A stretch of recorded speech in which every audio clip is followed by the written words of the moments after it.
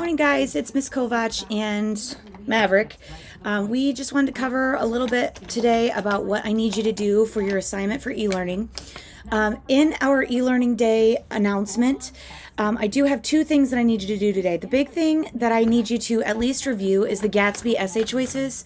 We're not going to start our essay until next week, but I would like you to start thinking about what essay you'd like to do so that you can start looking for the evidence that you need to find.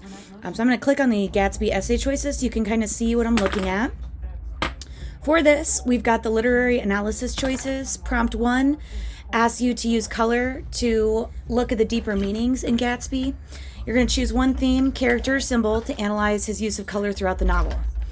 The second prompt is to create the original book cover and then write about it. Why did you make the choices that you made? How does the book cover influence Fitzgerald's story, and how would that have met Fitzgerald's needs? Prompt 3 is to paint a picture of the American dream during the 1920s. So think about all of the things about the American dream that we've seen in Gatsby so far, and maybe what we might see as we finish up the book. Think about the Roaring Twenties, what the Roaring Twenties were supposed to symbolize, and that's what you would be writing about in that prompt. For the real world writing, I see a lot of you guys maybe doing this option because you don't have to use as much literary analysis.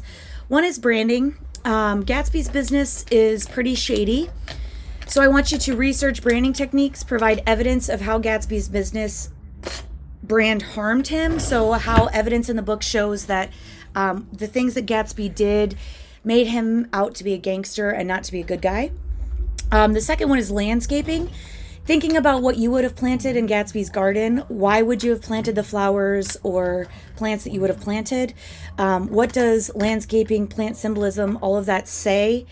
So there is a lot of research about landscaping and about people that you could do.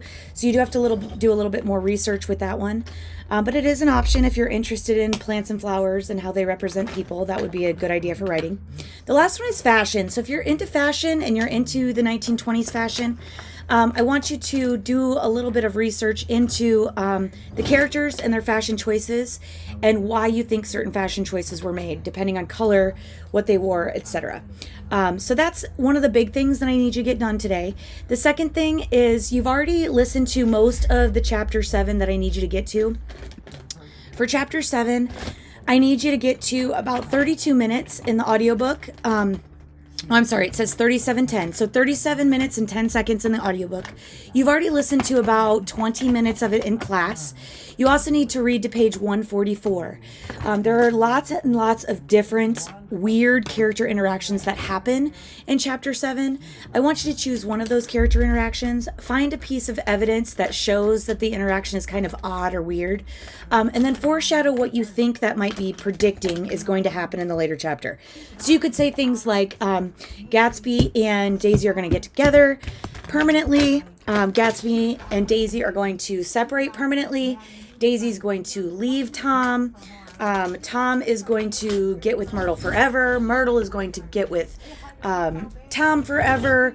Tom and Myrtle will finally end, etc. So just predict something based on the weird, odd interaction that you found. Use a piece of evidence and write about that. I hope you guys are having a great and safe COVID-19 break. Be safe, wash your hands. Hopefully we'll see you guys in person soon.